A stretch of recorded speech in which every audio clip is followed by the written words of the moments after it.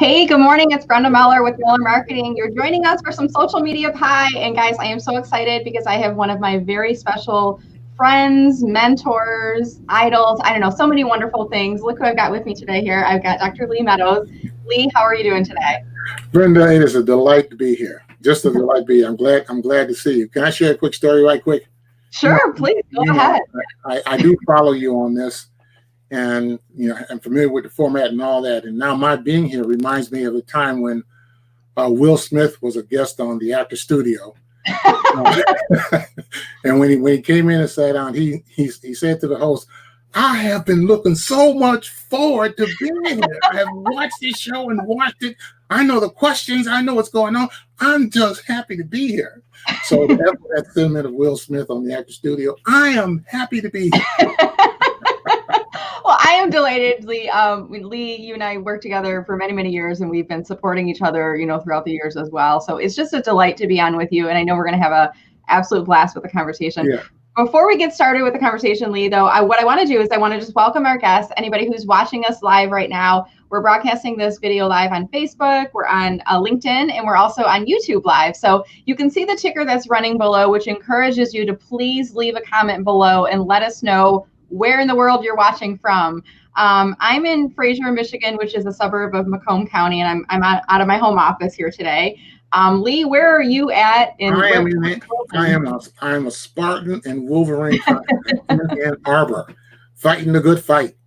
That's awesome. And I can see you've got the Spartan stuff there. Is it say Man Cave behind you there? Yeah, that's a banner, cups, all kinds of displays, because, as much as I respect being in Ann Arbor and the maize and blue, I've gotta acknowledge my green and white Spartans. So your roots, right? I'm ready.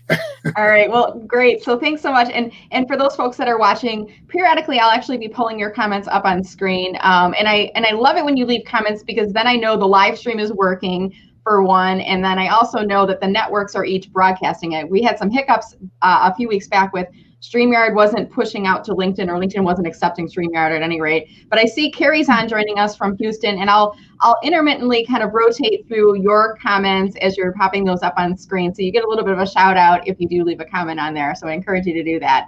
All right, guys. So what I'd like to do before we get into the conversation today, I'd like Lee, if you could take just a few minutes, tell people a little bit about who you are, what you do, and then we'll get the conversation started.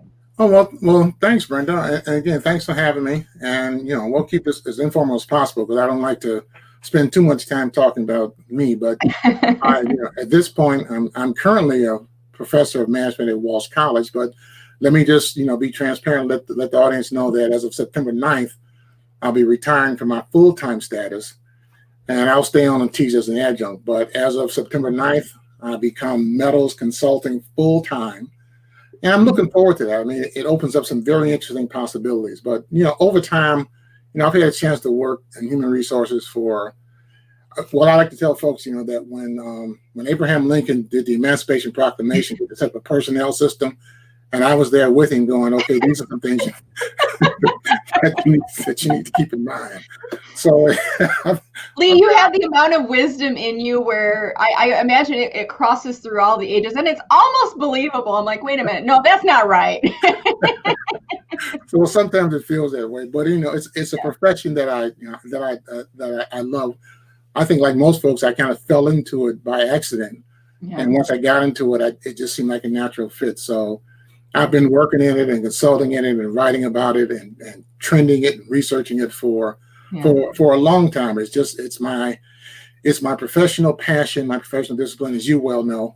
And I love doing leadership, management, and all that. So, this idea of retiring is just kind of closing a chapter on one thing and allowing me to expand a chapter on another. So so that's me. I'm the HR guy. I love this stuff. Yeah, and you're great at it, Lee. And when I was a graduate student at Walsh, I was pursuing my did the MBA, MS Marketing dual degree. Yeah. And I just remember, I was learning things in my class, and I would go back to Lee and I'd be like, well, wait a minute, this is what we're learning in class. Why is it not like this in the business world? Like these concepts we're learning about, the way to manage and the way to lead. Yeah. And it reminds me too, Lee, of anytime I hear you speak, and I always tell you this, I walk up to you afterwards, I'm like, Lee, I was inspired and frustrated by what I just heard from you. And what I mean by that is not, I wasn't frustrated by Lee, but it was like, yeah, why don't we do these things? And why aren't leaders incorporating these techniques? And, why do we have performance reviews that are 30 years old? And, there's different concepts. It's like, we need the people to hear the things that Lee says. And that's part of the reason I said, why don't you come on the show with me today? Because the people, all my people need to hear your words, and hopefully they spread them far and wide. And when I invited you on the show, Lee, I said, what do you want to talk about? And you said, let's talk about how COVID is kind of affecting leadership.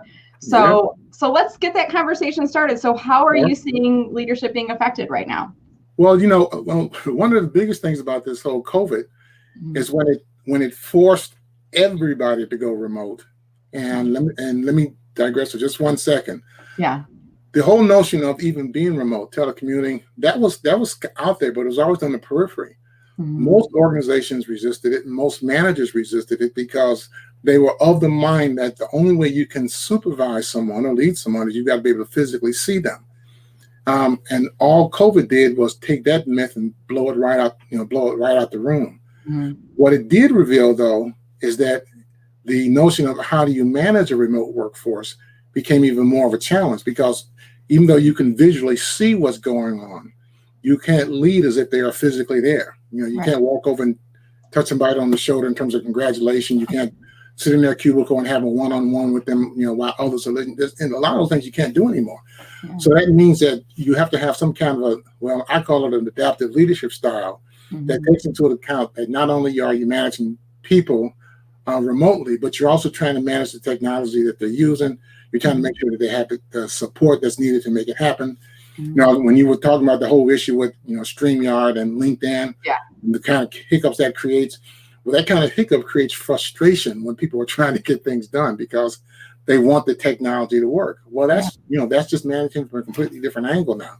And so one of the things that I think is going to happen, if it hasn't already, is that it's forced a number of organizations to reevaluate how they even do leadership development and leadership training, which ties directly to folks in human resources, because we're typically the ones who have to come up with a plan. Right. They look at HR, they're like, we need to change things, guys. All right, what do we do? See, you got it. All right. We sit at the table, we need to plan things. And then we walk out the room and say, HR, go and plan, go and fix what we've already planned. Right. No. No. The way it works now, the way it has to work, is that HR has to be in the room, on the screen, at the table, wherever they are when their plans are being made, because this is just a completely different phenomenon. We've never seen anything like this before, and it's forced. If you're in any kind of leadership role, you cannot supervise, lead, manage, direct the way you did pre-COVID-19. You just can't. You're not going to get anything done.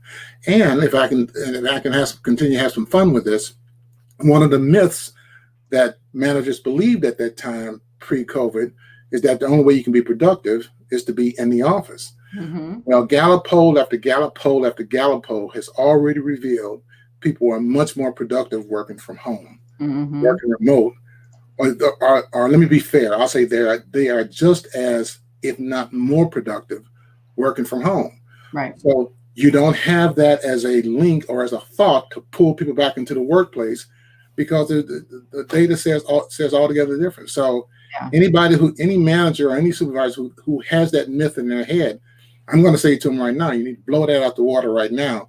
It's not a valid argument that you make with the people you supervise, because if they've been following the trends, all they got to do is say, go to Gallup poll, April 2020, and it says productivity has increased as a direct result of people working remote.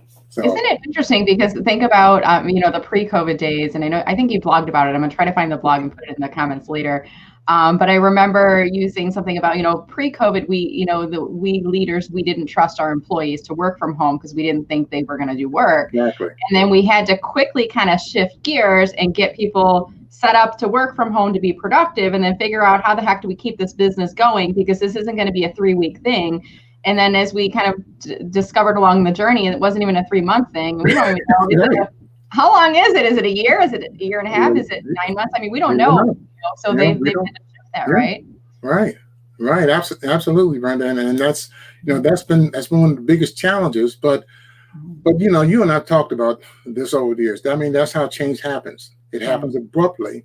And so any levels of resistance that people have to it get thrown out the water because you have to accommodate the change or you're not going to survive. And for a lot of these organizations, if they bring managers and supervisors back behaving the same way they were prior to COVID, they're going to get even more negative results because people know how to be productive on their own. And guess what? It turns out that most people, most of the time, can work unsupervised and still get things done. Yeah. Who would have thought that? You don't need somebody standing over your shoulder saying, what are you doing now? What did you do then? And what are you doing next? And what is, you don't need that, really? Yeah, right. And I don't have the data to support it. This is experience. I say 9 out of 10 people don't need to be supervised. Yeah. But we act as if that one person who does need to be supervised is that everybody needs to be supervised. And so one of the things we got to learn to wrestle with now is how to be exceptional in terms of how we deal with leadership. Yeah. Most folks have done quite well working from home. There's other issues that emerge, but in terms of them being productive, that's no longer an issue.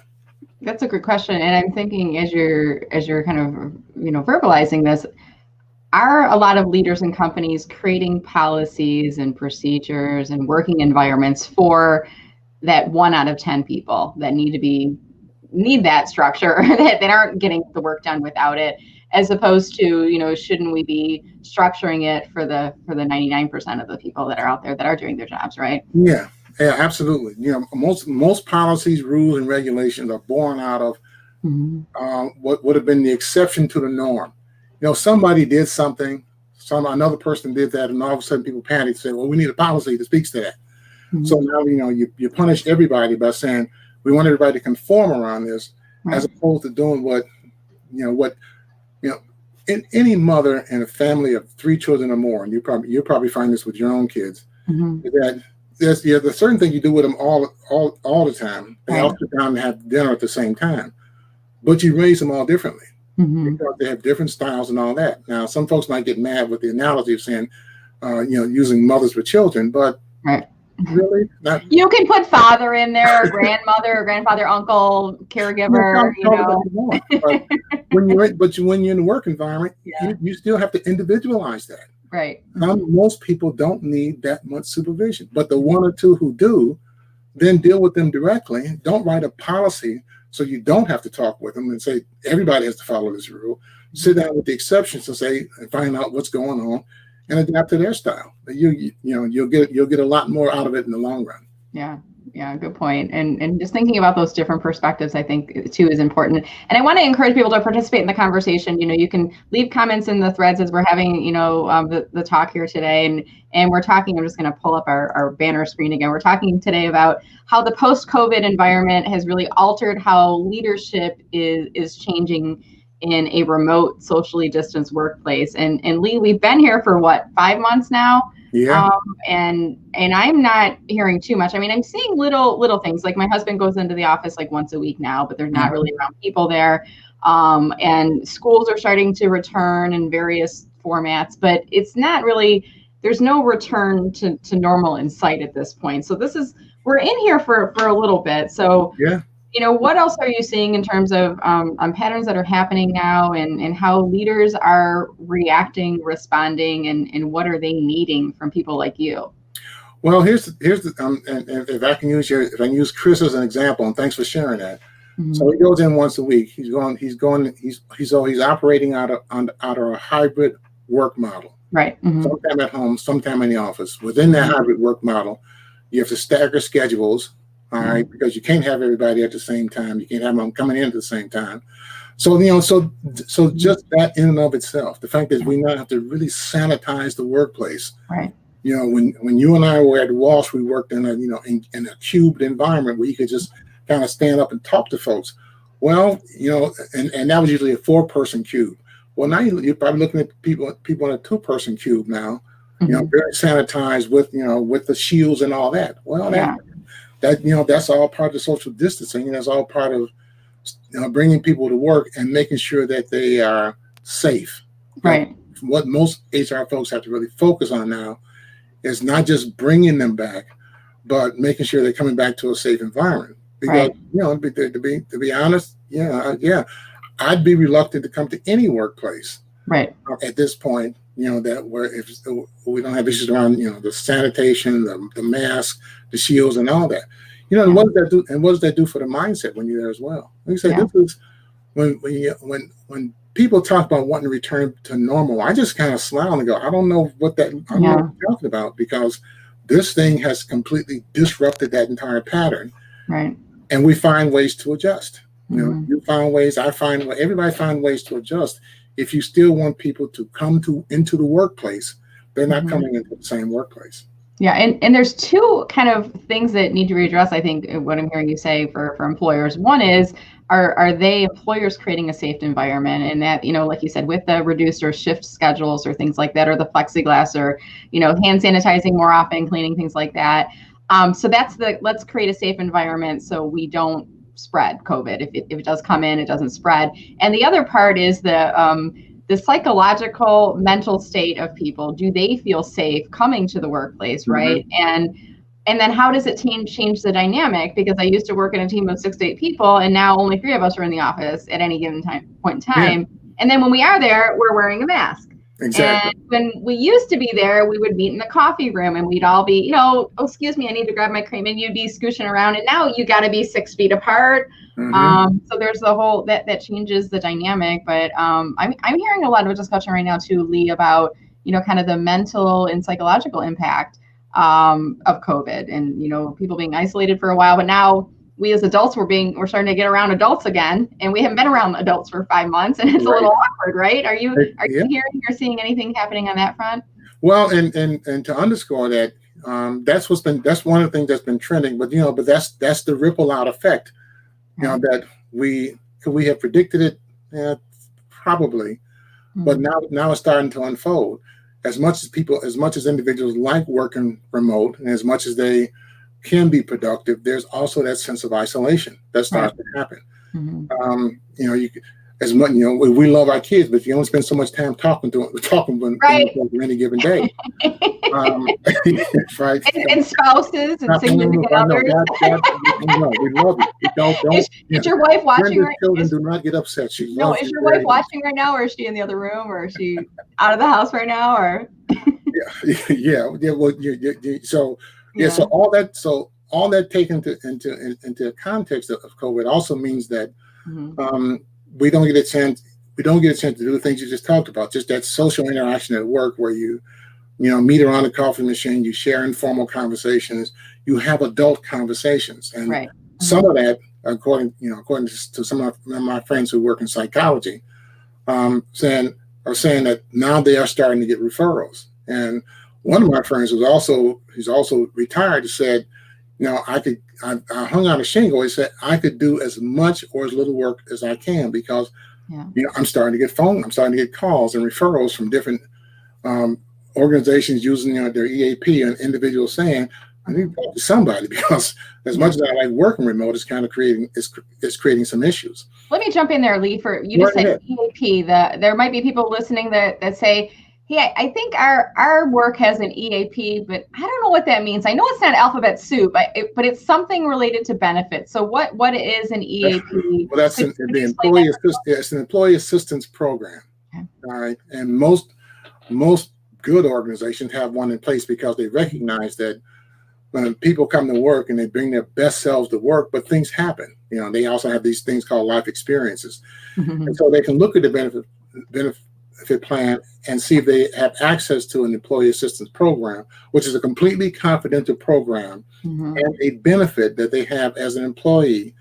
So if it turns out that they would like some counseling, and for those of you who are there listening, counseling doesn't mean you've lost your mind. It just means you're mentally fatigued and you need to have someone who can just listen to you talk about stuff. Yeah. All right. Because we are much more, your bartender, your hairdresser, your barber, they hear that stuff all the time. But that's psychological therapy, even though they're not charging you for it. Yeah. And we need that as human beings in terms of just having that as an outlet. Mm-hmm. So accessing someone who, if they do nothing else but just kind of sit there and listen to you, get that toxicity out of your system, so you can continue to be productive, that's okay. Right? Mm-hmm. That's okay, because you don't have the informal outlet in the organization now, so you got to get something outside of it. So if you got an EAP, Employee Assistance Program, feel free to use it. It's there as a benefit. Use it. Check with your HR folks. They know.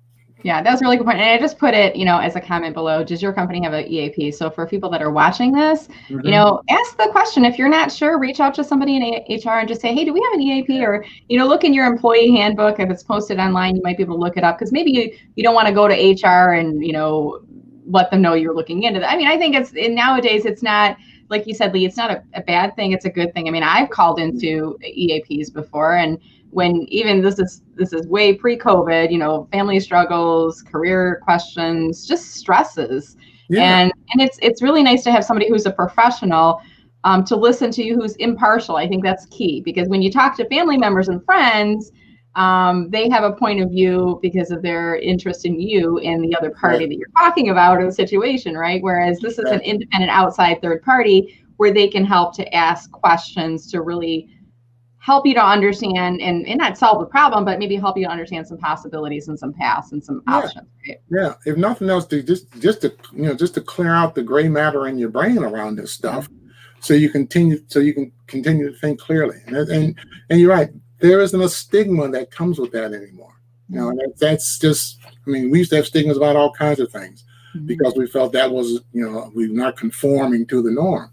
Right. But the truth of the matter is, if you're going to function, and what essentially was becoming a dysfunctional social environment, if you're going to continue to function, and you need to talk, you better go talk. Why not? Yeah. Because otherwise, that just starts to layer. And the analogy I'm using for people right now, I kind of feel like we've all been in a pressure cooker. The past, 5 or 6 months? It's going on 6, isn't it now?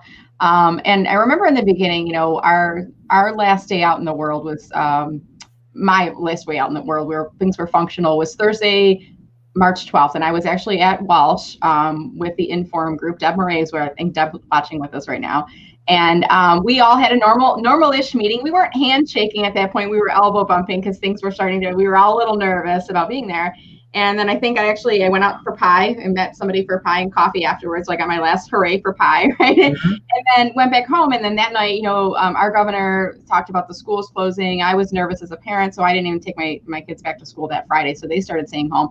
So every month on the 13th, my daughter would say, Mama, we've been home for 2 months, 3 months. Like, it was exciting to her, 4 months. And she didn't do it this past month. And I'm like, is the thrill kind of wearing off for her now? Most likely.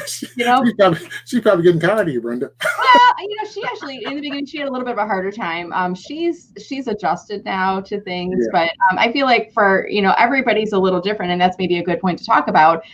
Some of us adjusted quickly in the beginning. Yeah. And now we're getting fatigued with it. Some of us had a really hard time adjusting, and now we're finally like, okay, I've done this for 6 months. I could probably do this 6 more. And we're all at different levels, right? And probably leadership teams are, I would imagine, similarly. I mean, you probably had some people reaching out to you in the beginning saying, how do we handle this?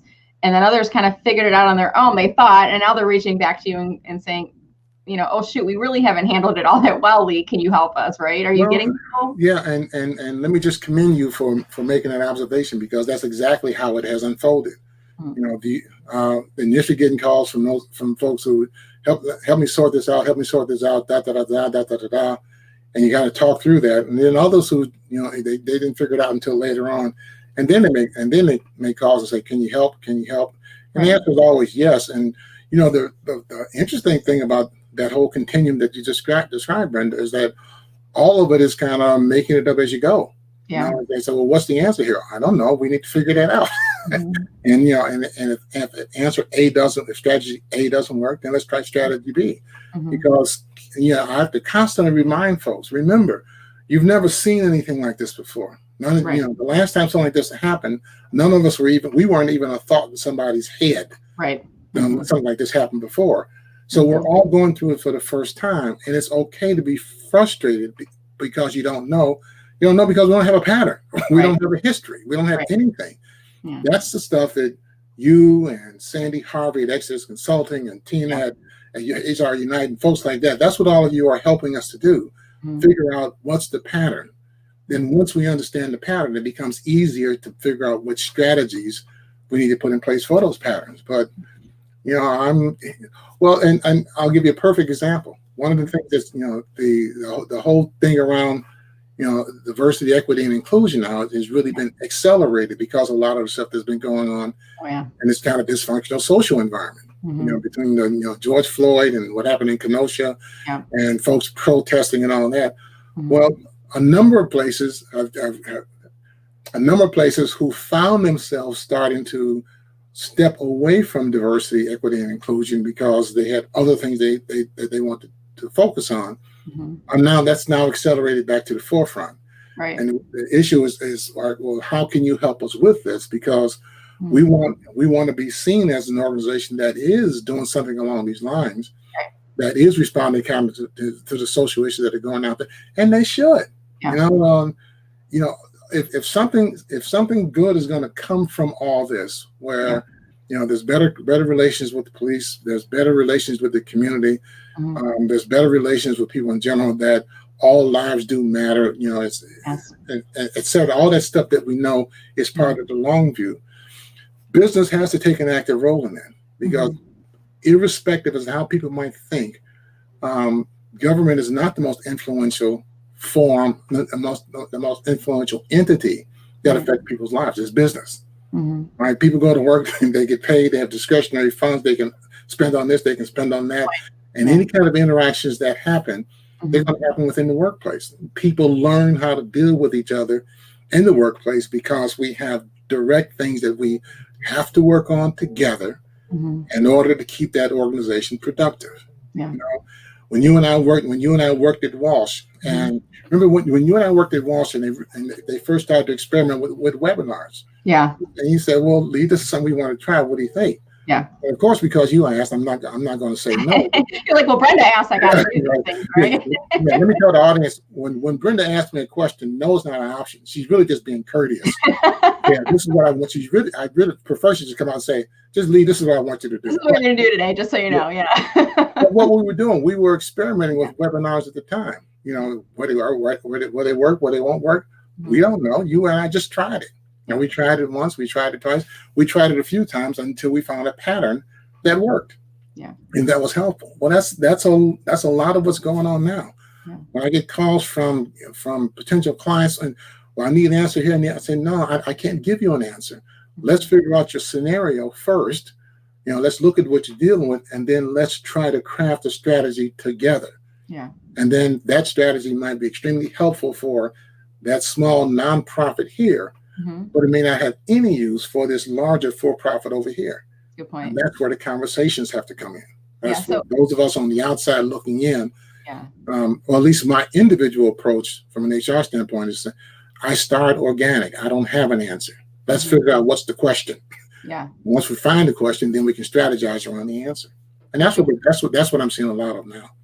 And I have to say, as like a marketer, and I'm not part of the HR community, but sometimes I feel like I'm part of your tribe because I hang out with all the cool people long enough, and I'm like I'm enamored, I'm inspired. There's so many wonderful things that happen within the HR community, and I have to say one of them is the ability for all of the HR practitioners, consultants, leaders, CHROs, all those people, they come together and they share ideas through different communities.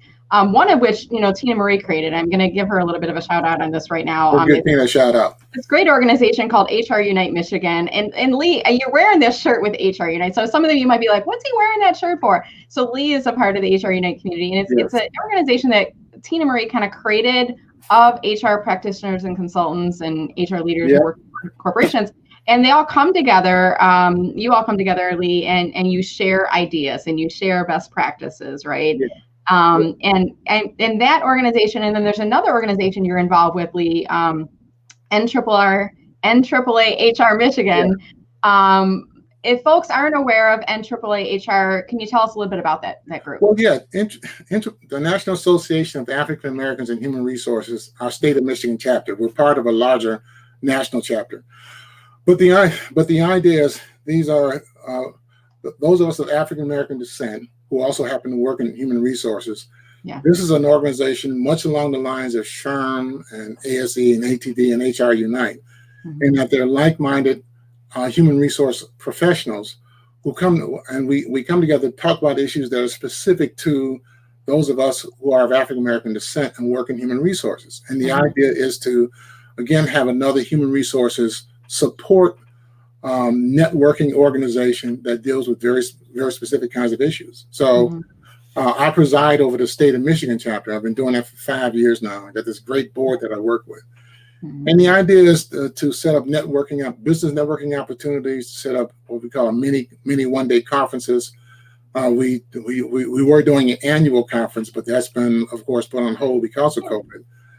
And so you talk about adjustments. So one of the things that we've had to do, like everyone else, is adjust to using the virtual platform as a way of staying connected in terms of networking opportunities, mini conferences, just the opportunity for folks to come together and talk and those kinds of things. So that, along with HR Unite, which I love being a part of, those are activities that keep me busy above and beyond, my role at Walsh and what I do with Meadows Consulting.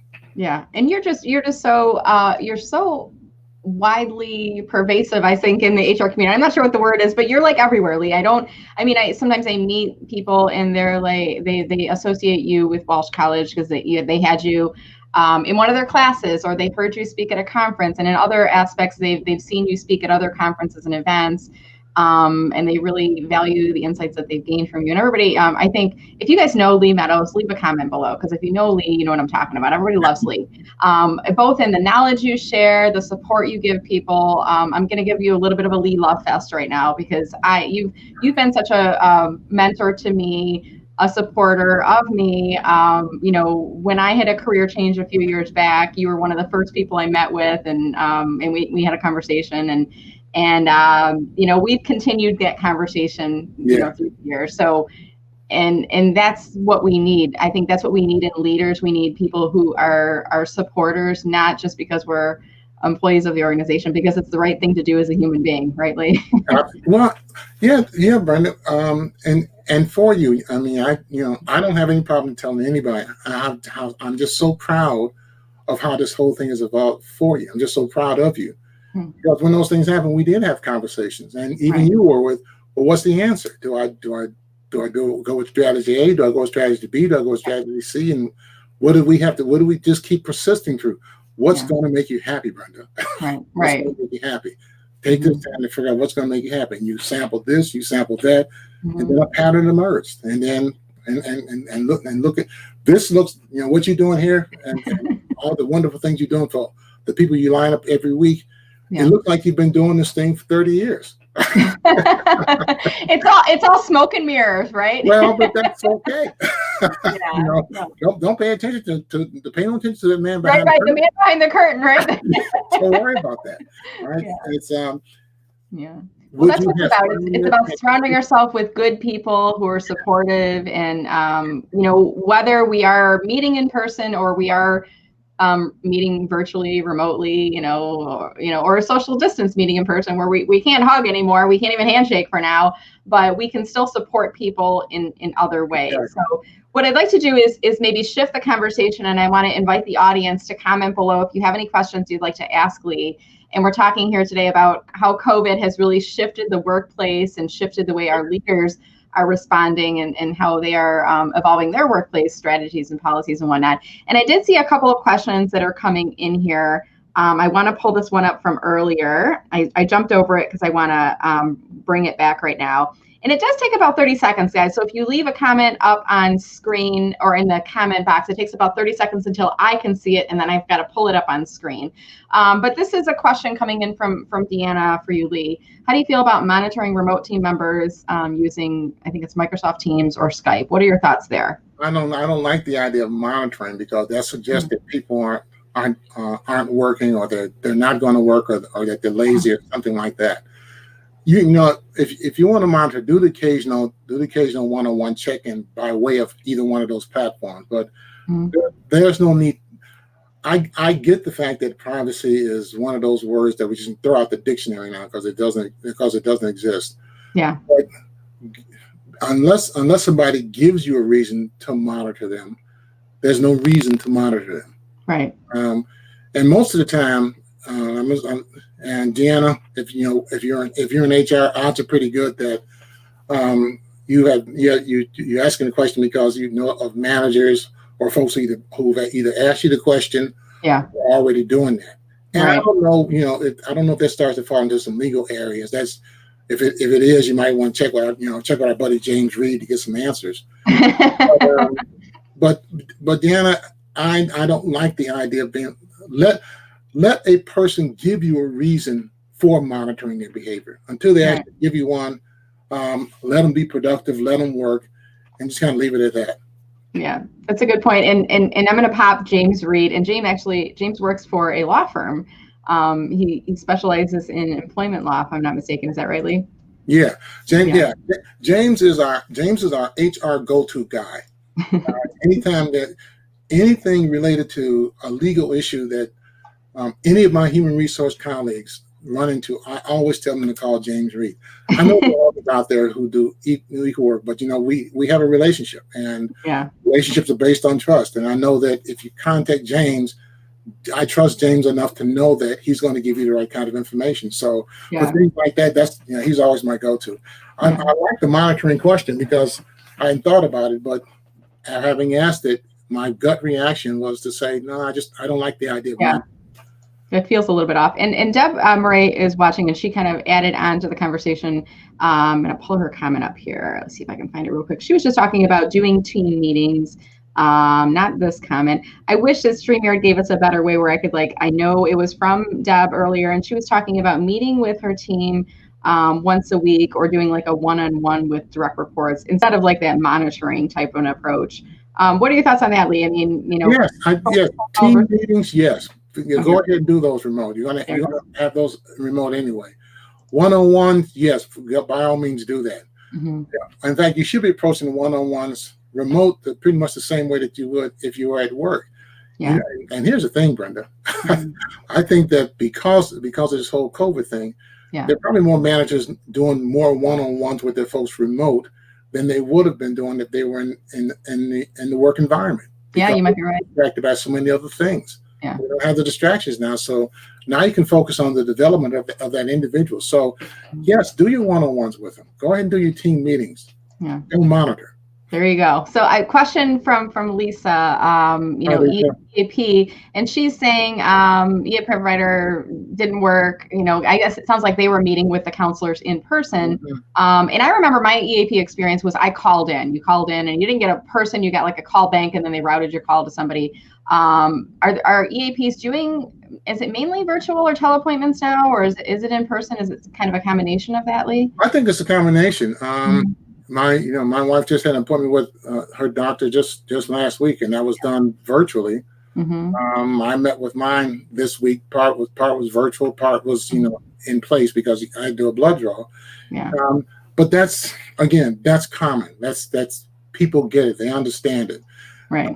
So anybody who's working in the counseling, mental health, social work field, mm-hmm. For them they can either set up phone calls, they can set up virtual meetings, or depending on the office location, they can set up one-on-ones. But it's a combination of a lot of that now. And if you sense something like that's going on with you, then do something about it. Just don't sit in isolation. Do something about it. Yeah, good point. So, and it seems like the EAPs are starting to increase. And Julie commented, her former company had an EAP they brought in when they were doing the announcement about bankruptcy for the company. And obviously that's a big stressor. And I commend companies. And it's, it's hard to make decisions about the future of your business. And sometimes as a manager or as a leader, you have to make hard decisions about team members for the viability of the business or the team members not working out. And some organizations, they do outplacement services for those employees to give them a little bit of a softer landing. And then in Julie's case, it sounds like they brought in an EAP to help because they knew it was going to be a stressful situation for their employees. I want to thank Julie for sharing that because it does tie into the point you made and all that. Businesses that they have to make hard decisions. They go into the bankruptcy. Okay, we don't like that, but at least they had the wisdom to know that. So let's give our folks what you describe a softer landing. So bringing in a service like that I commend them for doing that. I don't like the fact that they had to go through bankruptcy, but I commend the fact that they at least were wise enough to know that, well, we still need to look out for folks. Yeah. Yeah, it's a good thing. And at least, there's that forward thinking that's coming in there. Yeah. All right, Lee. So I'm noticing we're getting kind of towards the end of the hour here. I just got it. I know, right? We could probably keep going. I'm gonna do a part 2. We should do a part 2. You'll be like a return guest. The door is always open to Social Media Pie interviews with me, Lee. You can always come back anytime. You just tap me on the shoulder and say, "Hey, Brenda, when can I get on next?" And I'll put you in the lineup. The invitation's open for you. Well, you got one of my favorite people coming up in a few interviews, and that's Dr. Rita Fields. Yeah. If I don't admire a lot of people on this planet. I respect most people, but in terms of admiration, she's one of mine. She's one of those folks I admire. I think you're going to have a lot of fun talking with her about. You can talk with Dr. Rita Fields about anything. She's good. Yeah, she's an amazing human being. She's one of those people, if you've ever seen her keynote at an event, you're like, oh my gosh, just blown away. Yes. Just absolutely amazing. So yeah, looking forward to that. So Lee, as we start to wrap the conversation here today, I want to give you a couple minutes, to tell folks, anything you're working on right now that we can help you with, who's a good client for you, if you're, looking for more consulting projects or speaking engagements or any other shout outs or anything you want to say before we start to wrap up here. Can I show my book? Yeah, absolutely. Is it the Lull Doctor? I was going to pull it up. I'm looking at my bookshelf. I'm going to grab mine and you grab yours. Oh, you got it. Good. I'm like looking. I was like, as soon as I started the call, I'm looking at my bookshelf. I'm like, do I have it handy where I can stop off camera and grab it? Yeah. So guys, you have to look at this book. Take the Lull by the Horns. Yes. I'll put the link in comments. It's a great book and it's a quick read too. It's very practical. I love it. It's a very conversational kind of flow between, the characters in the book. Excellently. Where should they go? Should they go to your website or is there Amazon? Go to authorhouse.com. Authorhouse.com. Yeah. Okay. All right. Well, and one of the reasons why I was showing it, Brenda, is, I've since gone back and revisited the book. And I think like any author, now that I've read it after a while, I'm going, I should have said this. I should have said that. Why didn't I think of this? I didn't think of that. Oh. Yeah. Well, it's because after you get the first edition out, then you live with it for a little while, and then it's then you start to kind of realize, hey, these are some things I'd like to change with it. And the book is it's a very reasonable price. It's a $10 book. I'm going to pull it up on screen here so you guys can see this. But yeah, I read this when I was a student at Walsh College studying the MBA program, and it wasn't a part of the requirement for my books, but I remember I was walking through the bookstore at Walsh one day and I saw this on the shelf. It was on one of the end caps. And I was like, oh, I've heard Lee talk about this book so many times. I can't believe I haven't read it yet. And I picked it up and, I got done reading. I think I had you autograph it, if I'm not mistaken. Yeah, you did. And it's a great book. And if you're kind of struggling with this concept of, take the lull by the horns, so lull in the workplace or, this. The whole premise behind the book is that this character gets a chance to go back and look at his workday, and look and realizes all the opportunities he missed to make a difference in the lives of his employees. And so, his guide is one of his professors who kind of takes him back and looks at it, and it's a lot of fun. So I went back and revisited and went, okay, here's some things I would do different. Because I do want to work on the second one. You want to talk about the things that I want to talk about? Yeah. I'm working on the second book. I'm looking forward to expanding my consulting practices. Yeah. I want to do more leadership development, and I'm going to continue to do my kind of HR advocacy. Okay. Because I think I'm just going to continue to always try to tap into the potential of people. And I think I'm going to have a broader platform to do that. I mean, I love posting my leadership chronicles on LinkedIn. That's a lot of fun. Yeah. I'm starting to do a little bit more with Facebook. Thanks to you. You got to help me work out this whole Instagram thing. Yeah. It's just like when you figure out one network, they create another one, and it's like, come on, you guys! I just got this one down pat. I just got this. I just got here, so I'm going to have a lot of fun with that. I'll continue teaching, but I'm going to retire full time from Walsh, but I'm just closing that chapter. I'm not retiring from the things that I'm doing. In fact, I intend to continue with just as much vigor and just as much passion and just as much dedication, and just as much commitment. And that's not tooting my horn. That's just who I am. Yeah, and we've got so many fans on your sideline supporting you and rooting for you, Lee. And in some ways, I think it's going to be such a smooth and easy transition for you. You're going to have more time to do different things and different ways to grow your business. And you have so many people on the sidelines that are supporting you. And on that note, guys, I put a little comment up on screen. I want to encourage you, if you enjoyed the conversation today, please leave a comment before you leave here today. Tell us what you thought. Leave a comment for Lee if you know Lee from any of your travels, if you've seen him speak, if you've read his book, if you're a part of the NAAA HR community or HR Unite or any of these HR groups or organizations that he's a part of. Leave a comment before you leave here today. And then Lee, I'm also going to pull up your LinkedIn URL up on screen here. Are you open to accepting invitations from folks if they want to connect with you on LinkedIn? Or what's your philosophy? Yeah. Okay. And I always encourage people if they're looking you up on LinkedIn to make sure that they are including a personal note. So like today, if you send him an invitation to connect, guys, let him know that you saw him on the broadcast with me. And if there's something particularly compelling in the conversation that resonated with you, thanks for the mention of the EAP, for example, mention that in your invitation. It helps. I don't know about you, Lee, but sometimes I meet people and I forgot where I met them. And then they put a note in LinkedIn. I'm like, oh, that's right. I just talked to you last week. It's like mom brain, I forget about it, right? Well, yeah, because you're broadening your base, Brenda. You're broadening your influence and all that. And let me say to anybody who's out there listening, Brenda is responsible for bringing me into the 21st century with LinkedIn, because I was still hanging out with IBM Selectric typewriters, 8-track music players, and overhead transparencies. Tina Marie can tell you a wonderful story about that. Now I believe that one, because they still have those in classrooms, don't they? The overhead transparency projector machines, and Yeah, well, if you really want to understand the power and the power of LinkedIn as an influence, don't hesitate. Contact Brenda, because she knows exactly what she's doing, and I'm just so proud of her for what she's been doing. Oh, well, thank you, Lee. And likewise, I am so proud of you for all that you have achieved, and I continue to look and follow and support your success. And I just want to close with this comment from Arifa. Let's all be on the watch out right now. We're going through this mental fatigue of everything we are all living through, and it's going to be a while before we're back into it. And then that's going to cause another level of stress too when we're back into the back to work scenario. And then we're now juggling. Some of us are juggling like kids at school or partially at school and being back at work, and then being around our coworkers. Do we wear masks? Do we not wear masks? So it's going to go on for a while. So I just want to say thank you, Lee. This is a great discussion, and I think a really well-timed discussion about what's happening in the world right now.